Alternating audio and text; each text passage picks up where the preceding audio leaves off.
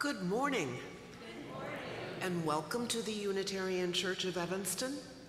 My name is Annette Wallace. My pronouns are she, her, hers, and I'll be your worship associate with our ministerial intern, Dr. Emma Farrell. Whether this is your spiritual home or you are newly discovering this community, we're grateful to share this time together. We strive to be an inclusive and welcoming community, seeking truth in love and nurturing the human spirit for a world made whole.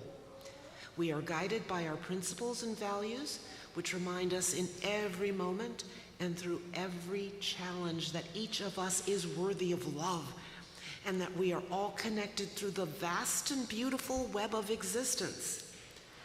We come together to remember our kinship with one another and to hold one another in heart and mind with tenderness and careful attention, and to dedicate ourselves more fully to living our shared values.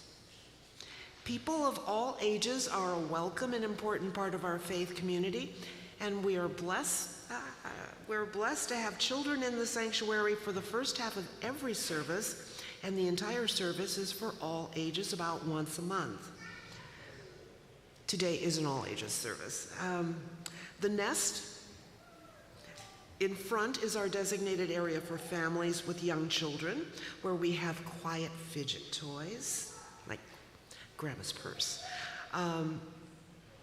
And we have activities and a kid-friendly order of service.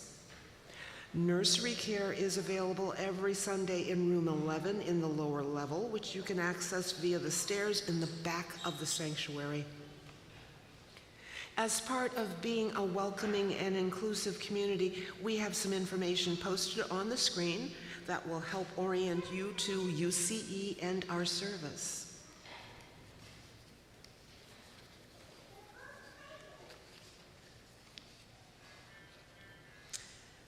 I have a few announcements here.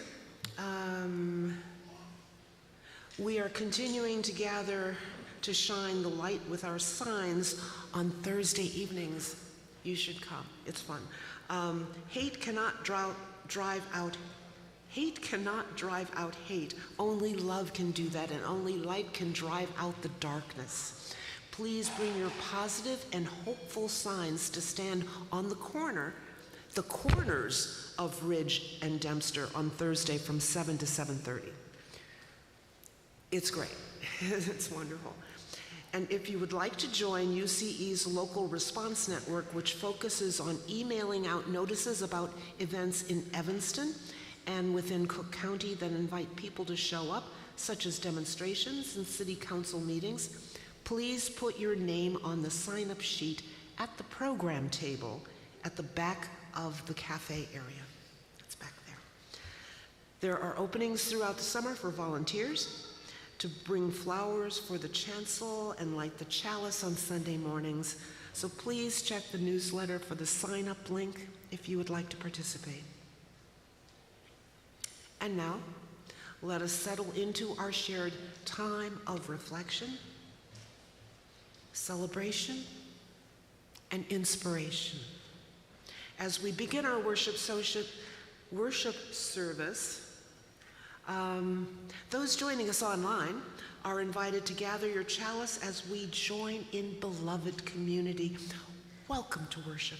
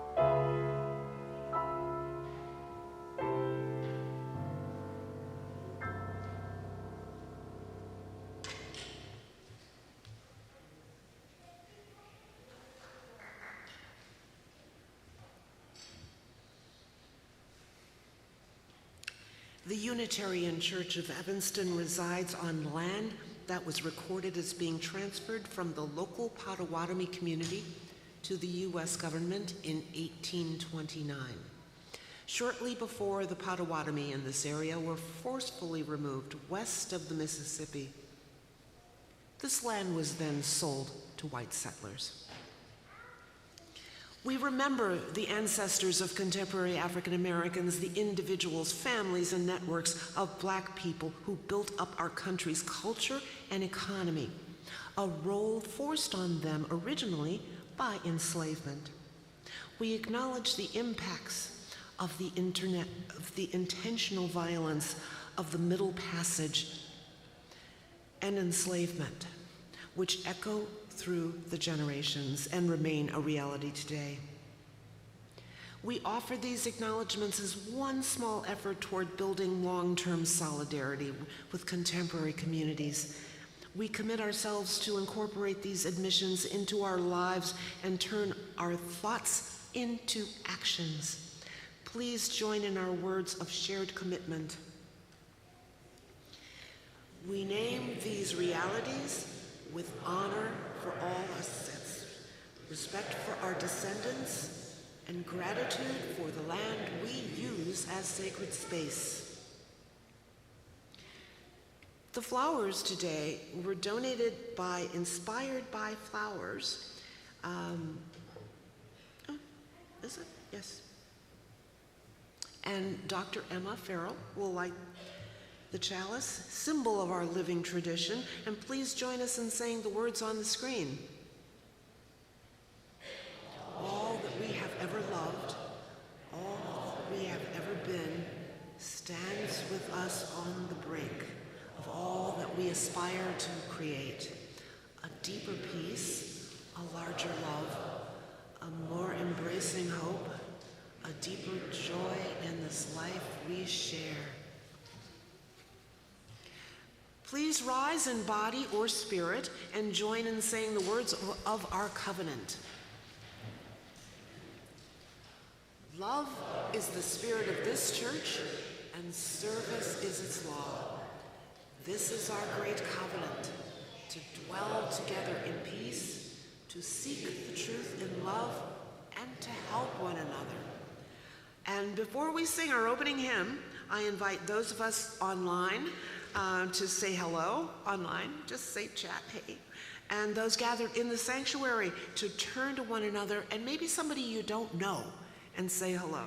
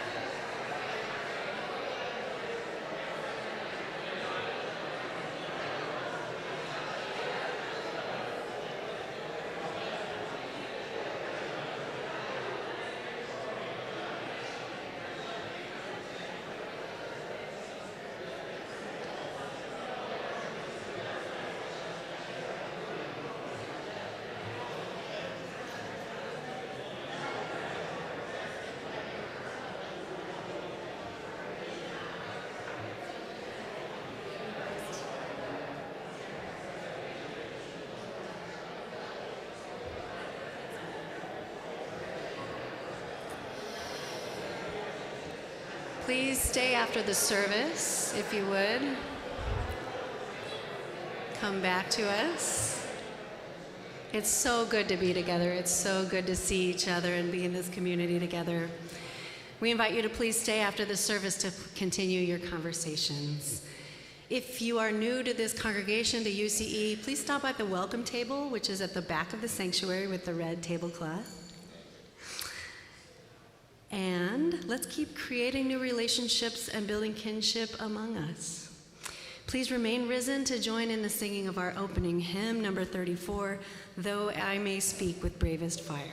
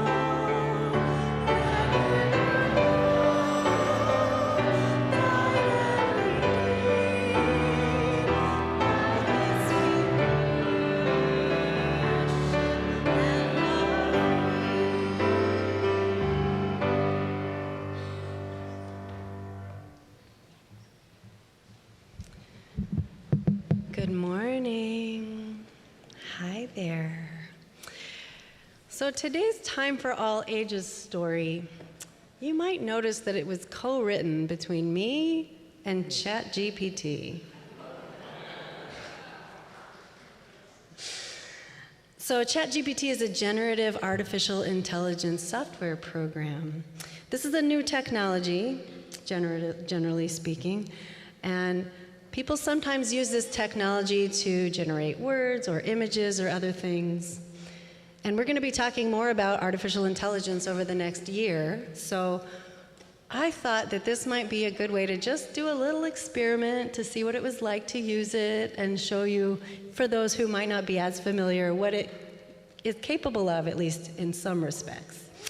But before I made this story, I wanted to make sure I was being mindful about the amount of energy it took to create the story using this technology, because it's important to care about our planet, right?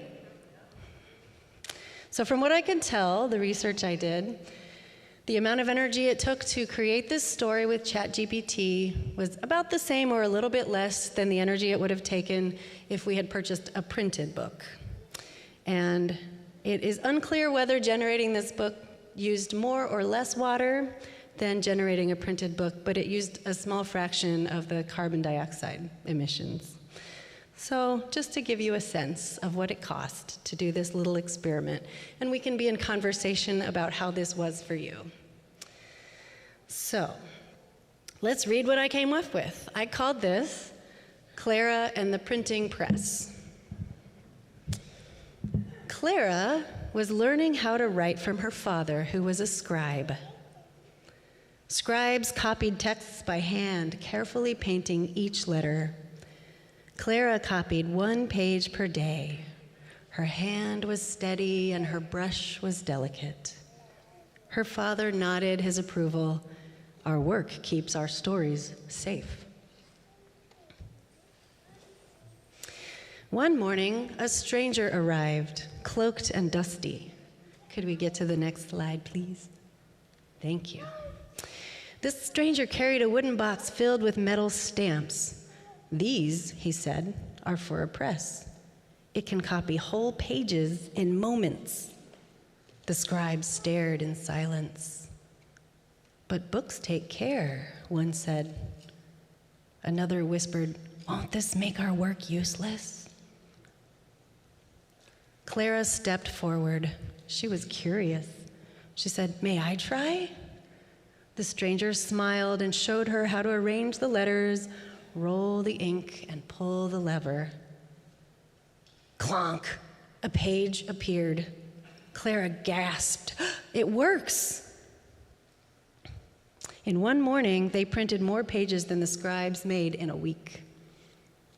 Some scribes clapped. We can teach more people to read. Books for everyone.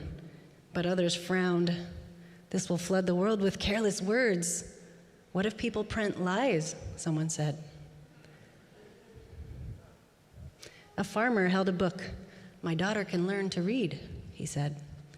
A trader brought pamphlets. Others murmured. Some ideas bring hope. Some ideas bring harm. The stranger nodded. He said, ideas spread fast. That's the power and the risk. Clara stood by the press, thoughtful. She still loved painting letters, but now saw something new. More voices, more readers, more questions.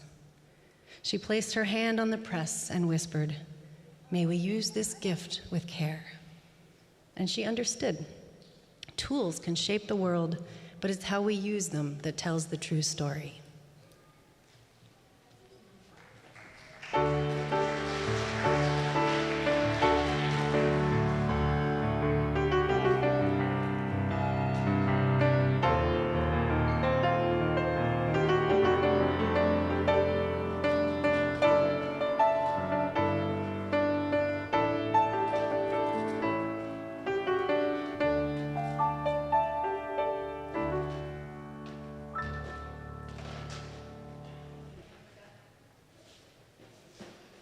Welcome. Hey, one thing I forgot to mention about this story that we generated is that ChatGPT generated the images too, and that's where about 90% or more of the energy used to generate this story came from, was in generating the images.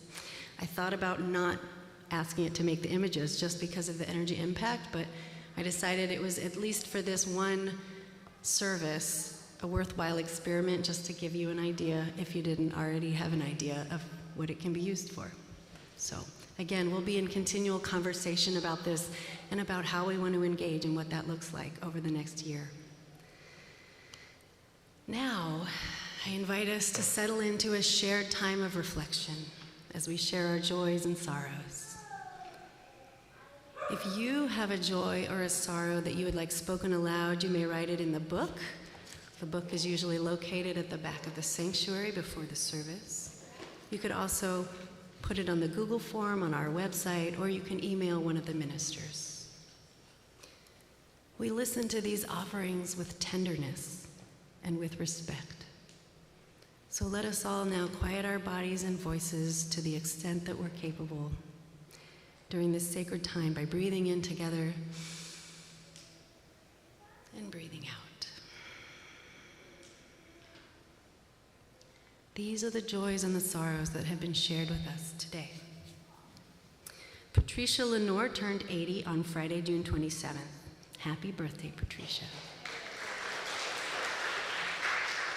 She says that she was with family and friends and that it was so moving to bring together friends from UCE, her film group, and of course her dear family. She says there were huge balloons, a butterfly and a flamingo, streamers, music, and amazing food, topped by a cake with candles in the form of a unicorn, the word yay, and the number 80. So much for love and fun among us. Sarah Devaney shares both a joy and a concern. She shares that she had root canal surgery on Wednesday, June 25th, but it went well, and she's just taking it easy. She also shares the joy that she spent 10 days in Michigan seeing her best friend and helping her move to her new apartment. Bob and Barbara Mesley are joyous and relieved that their dear Chinese friend, Eva Ju Hart, was sworn in as an American citizen last Friday, along with people from 32 countries. She says she felt truly welcomed and more hopeful for the future.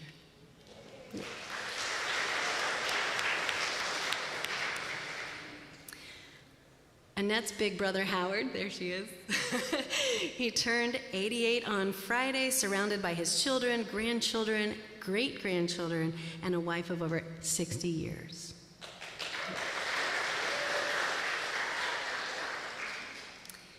We have a joy from Charlie Pekarik. He's joyful to be part of this congregation and sorry that he can't attend right now. He and Margaret celebrated their 20th wedding anniversary last week. They would love for visitors to come and see them because they can't get out right now. That's Charlie Pekarik. Apologies if I'm pronouncing it wrong. And we have a sorrow from Christy Bohm.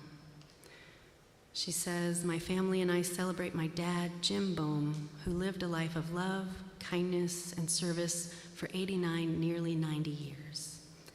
She says, we are feeling the sorrow of his death, which poignantly occurred on the morning of June 15th, Father's Day.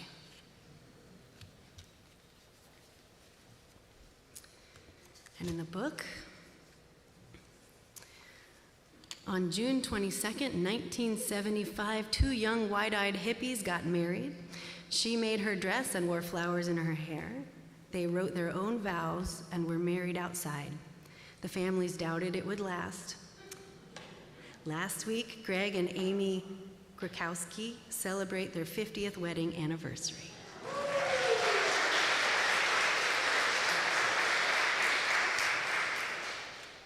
We have an anonymous joy. Thank you for giving me the opportunity to leave my house without fear. Masks matter.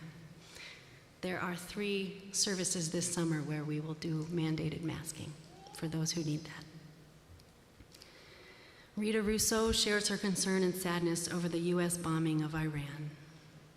We join with you in that sorrow and concern.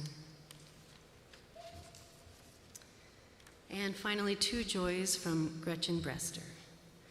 She says, several of us from UCE, or it says UCC, but I don't know if that's a typo or not, will once again experience great joy by participating in this year's Evanston 4th of July parade supporting pro-choice. We are looking for others to join us to share in that joy. For those who are interested in finding some joy and would consider taking part, contact Gretchen Brewster with your enthusiasm. Pro-choice signs will be available. And she also shares that for those of you following the saga of the loss of her sweet car Sparky following the Juneteenth parade, Sparky was found in the very place she parked him. She says, I blame my inability to find him on the 100-degree heat and my absent-mindedness. It was such a joy to find him exactly in the condition I'd left him and that he had not been stolen or damaged. Go Sparky.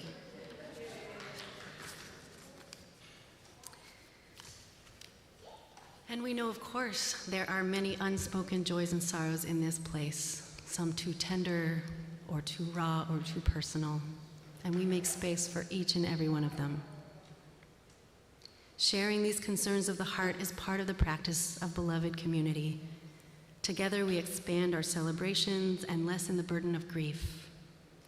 You are invited now to light a candle and drop a stone into the well of tears at one of the 3 stations located at the front and at the sides of the sanctuary for the joys and sorrows of your heart and mind.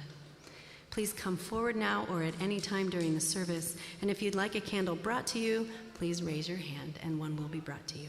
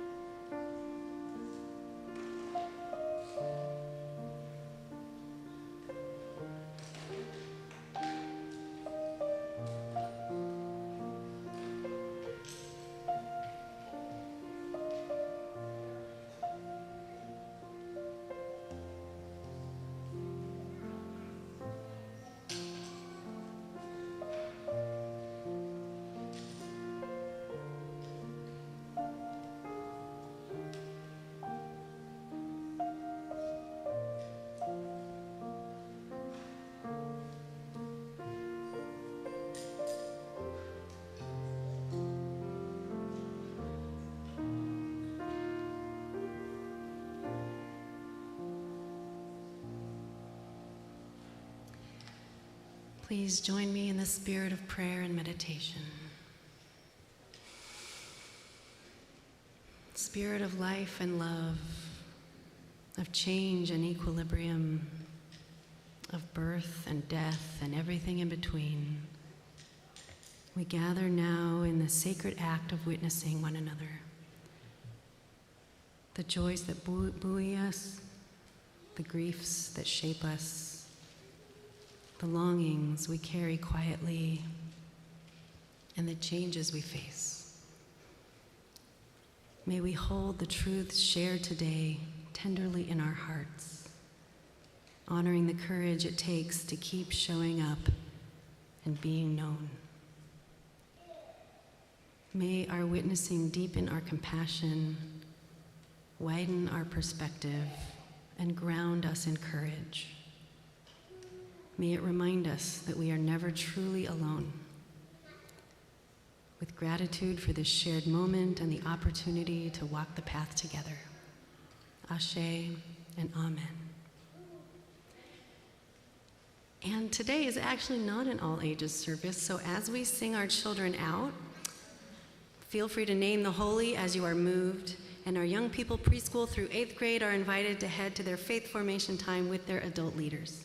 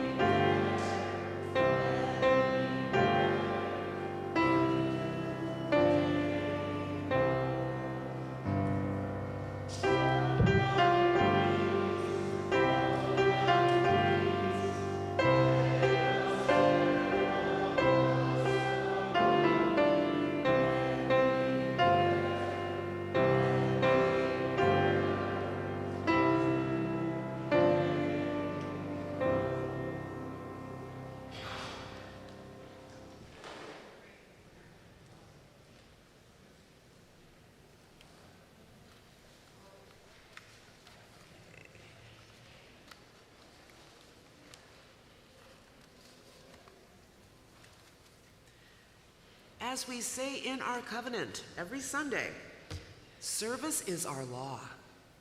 UCE is called by our mission, values, and principles to contribute to our community and to form accountable partnerships and to express gratitude through giving.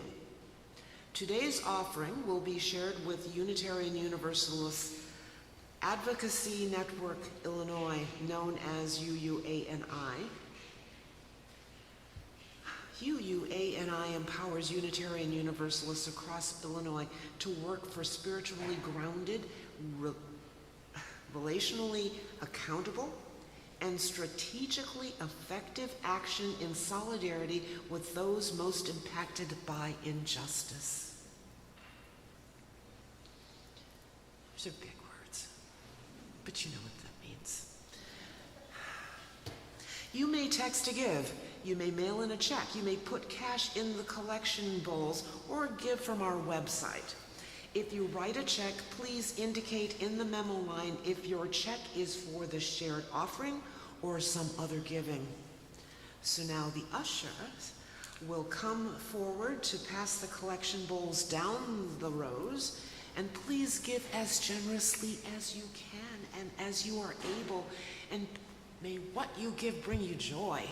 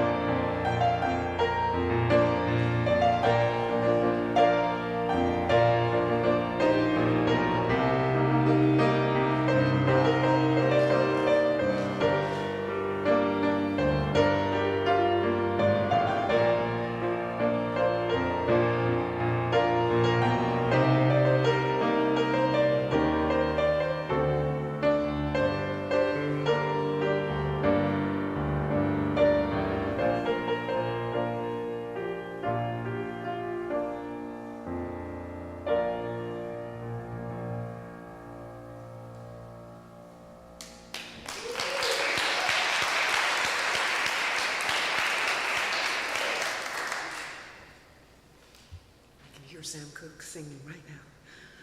She ain't gonna come.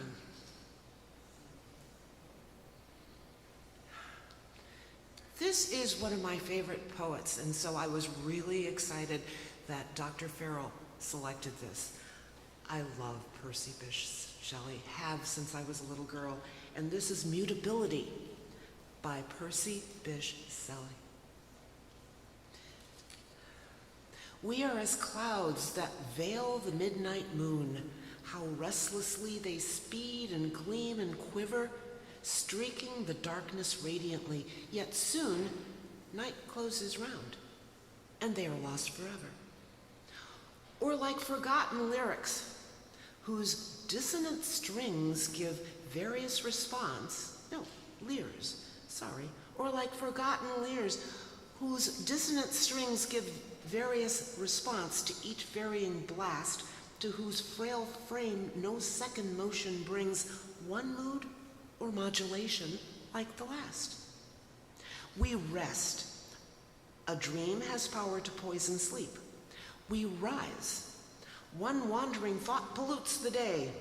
We feel, conceive, or reason, laugh or weep, embrace fond woe, or cast our cares away. It is the same. For be it joy or sorrow, the path of its departure still is free. Man's yesterday may ne'er be like his morrow. Naught may endure but mutability.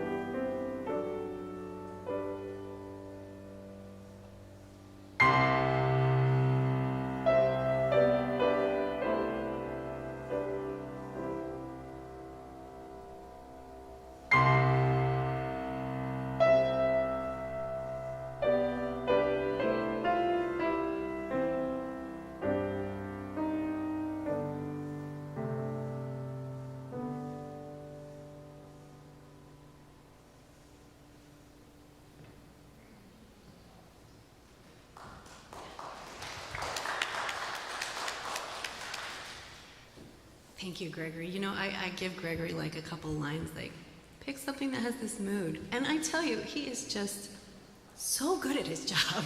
This is just right.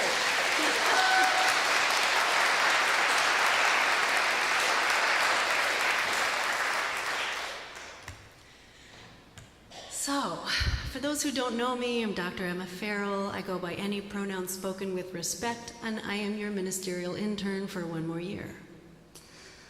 And I was looking at doing, what's that? Thank you. You're very kind. Thank you. You all have been so supportive. You are just in my heart. It's just amazing to work here, honestly. So, we have this minister, Erica Hewitt, and you may know her. She's really well known in UU circles, but if you don't, when I was in a workshop, she said that congregations love a sermon series, a 3-part series. And so, great.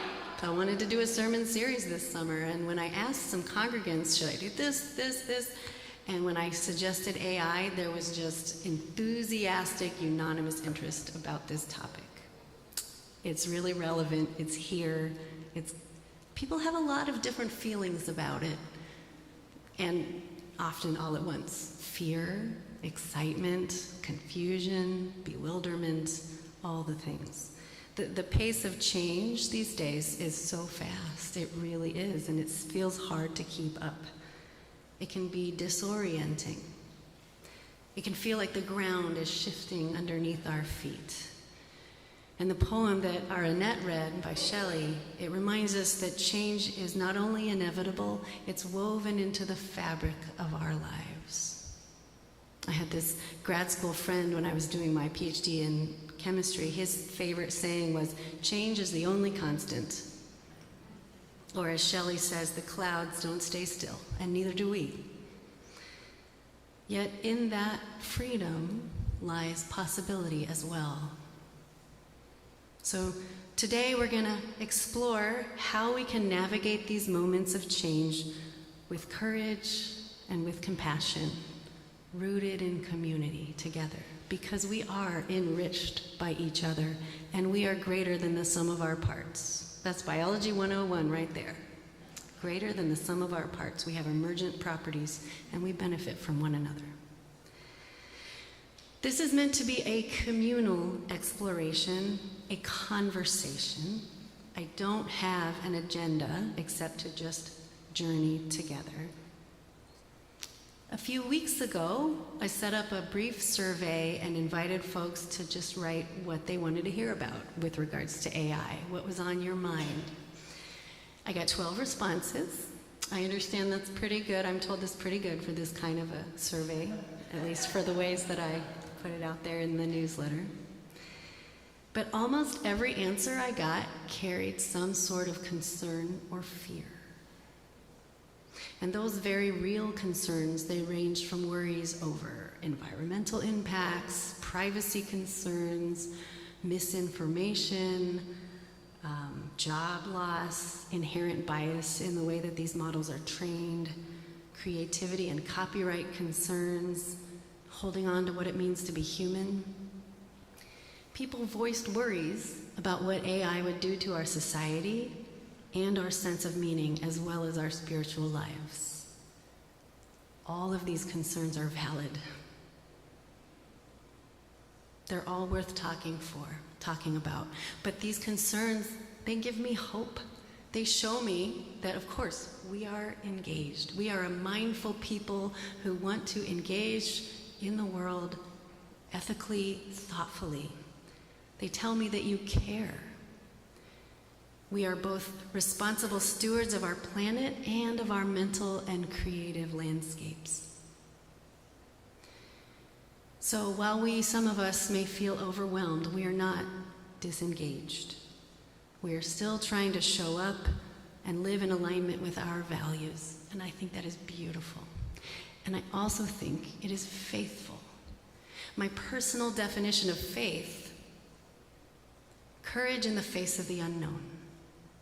Walking forward in the unfolding of things, not knowing what's going to happen, but showing up anyway with a conviction that we can do this. I think that's what we're doing. So I want you to know some expectation settings.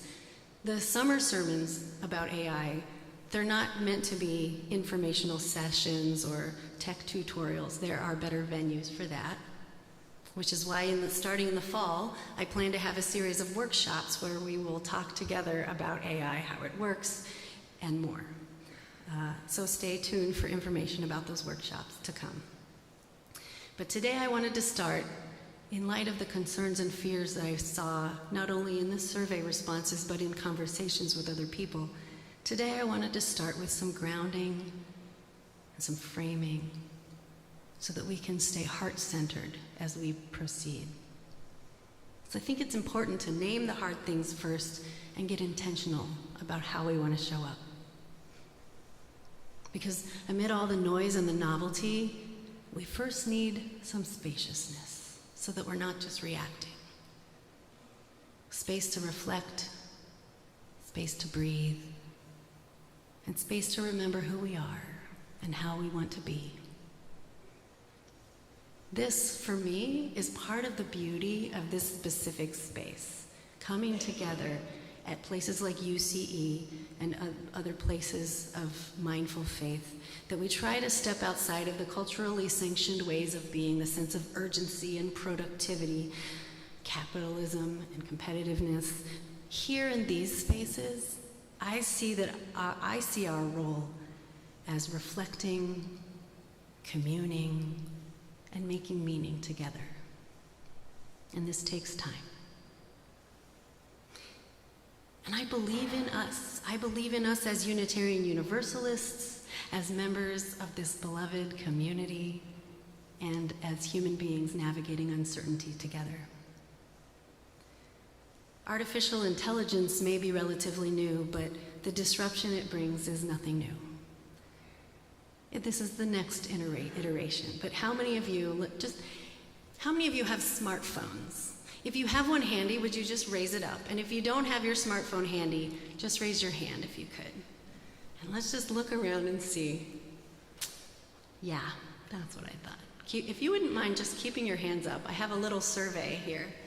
Okay, so think about when you got your very first touchscreen smartphone. For reference, the first iPhone was invented or put out to us in 2007. So if you got your first smartphone within the last 5 years, please put your hand and phone down. Most hands are still up, almost all. If you got your smartphone within the last 10 years, put your hand down. Still quite a few of you. Okay, and so if you got your smartphone within the last 20 years, put your hand down. Yeah. Yeah, wow, that's awesome. Can you remember what it was like to live without a smartphone? Hardly, right? It's such a different world. At our fingertips, the whole internet, Google Maps to give us I don't know about you, but I can hardly find my way around without Google Maps anymore. I used to have a map in my brain, and now my brain is inside this box. For better and for worse. Each time new technologies arrived, they upended everything. And people were forced then to ask what it means to be human, what kind of world we want to live in, and how we make ethical choices with unfamiliar tools. The printing press is another example. This morning we heard the story of Clara and the Gutenberg printing press. Before it was invented in 1440, scribes wrote by hand manuscripts, copying them. And the printing press, of course, changed all that and allowed for mass distribution of knowledge, for better and for worse. And it also made many scribes feel obsolete. Photography did a similar thing. It made many artists fear that they would be obsolete with this instrument that could just, in a flash, pun intended, capture the image. These changes can stir deep moral anxiety. As an example, I came across this quote while I was doing my research for this sermon. The 15th century monk Filippo di Strada, he referred to the pen as a virgin and the printing press as a whore. Sexism and sex negativity aside, this language reflects judgment, I think, that likely comes from a sense of fear. a fear of loss and of moral danger. This wasn't just about ink and paper. It was about identity and values and meaning. And we've seen this again and again. Photography, television, the internet, smartphones. Each of these innovations was greeted with both enthusiasm and rightful skepticism. Television was blamed for brain rot. That's not necessarily wrong, but it also gave us Mr. Rogers. Mr. Rogers, this was one of the most quietly revolutionary acts of public tenderness and emotional intelligence. Yeah, I actually have a picture of him on my wall. And someone that's close to me, he told me that Mr. Rogers was the only example of a nurturing male role model he had growing up. And yet, despite the upheaval, with each new technology, we adapt, we recalibrate, we re-equilibrate. And that's the miracle of life. That's the story of humanity. We don't always get it right, but we try, we learn, we adapt, and we do the best we can together. So AI, like the printing press and other tools, it holds the possibility for great harm, but also for great good, I believe. It can amplify bias, as it was trained with bias data, but it can also help us identify bias. It can generate and does generate misinformation, if you've heard of hallucinations, but many other things. But it can also be trained to trace and correct misinformation. It can copy someone's creative voice, but it can also give voice to those who've been silenced. So the question for me now isn't only what AI can do, it's what we will do in response. Because we are not passive consumers. I have known a few UUs in my time.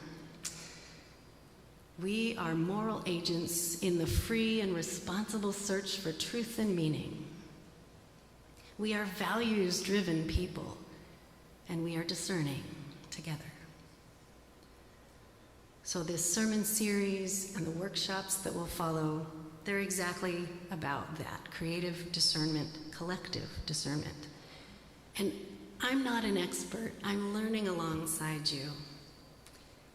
We're not just trying to keep up with change. We're asking what kind of people we want to be in the midst of inevitable change.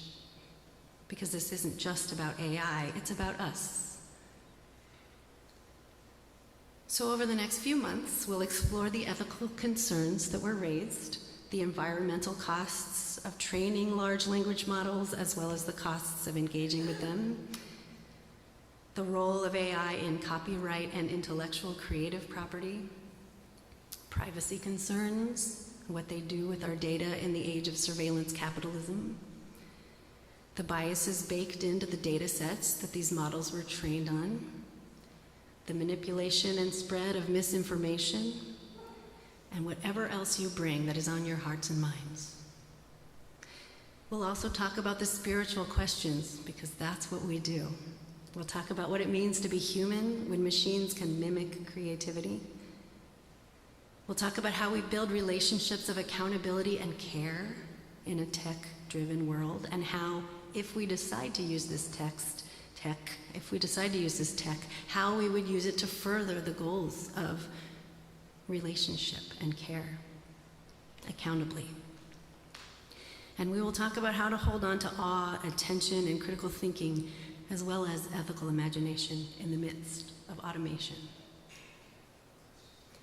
And through it all, we will use the lenses of our Unitarian Universalist values: justice, equity, transformation, pluralism, interdependence, and generosity, all rooted in love.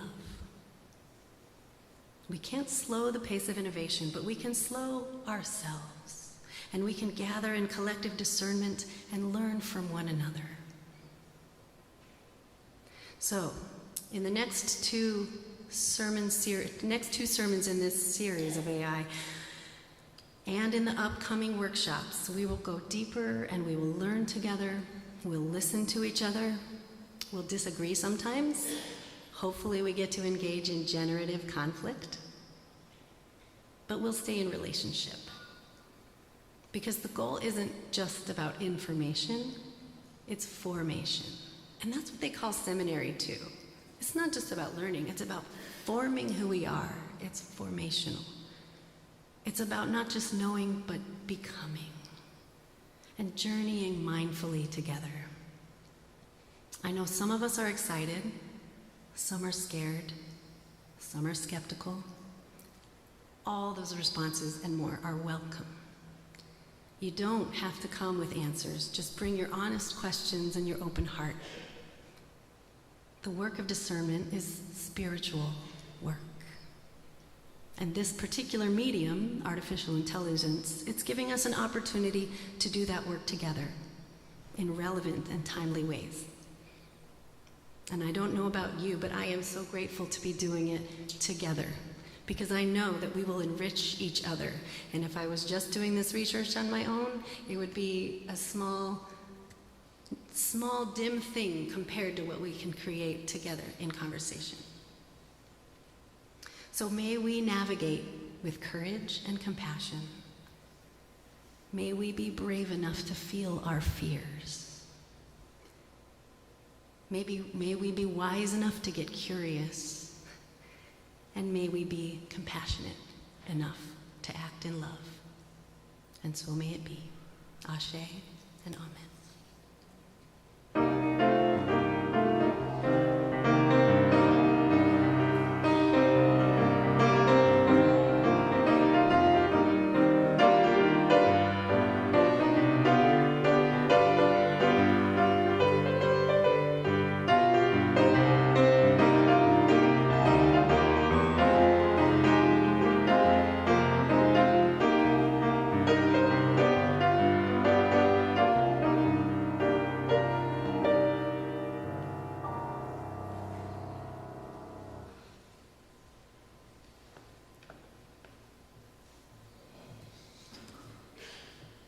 As we extinguish the chalice, please join in saying the words on the screen by the Reverend Elizabeth Sell Jones. We extinguish this flame, but not the light of truth, the warmth of community, or the fire of commitment. These we carry in our hearts until we are together again. Please rise in body or spirit and join in singing our closing hymn, Love Will Guide Us.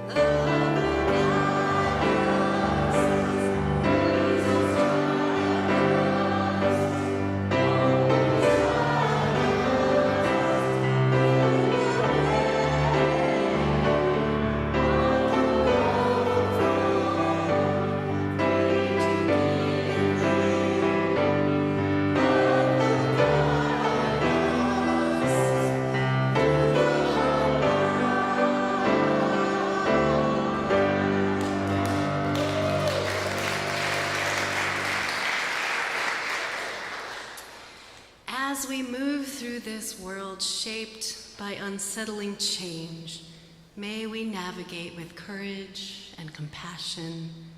May we remember that we are not in this alone, that in this community we choose reflection over reaction, discernment over fear, and love over haste.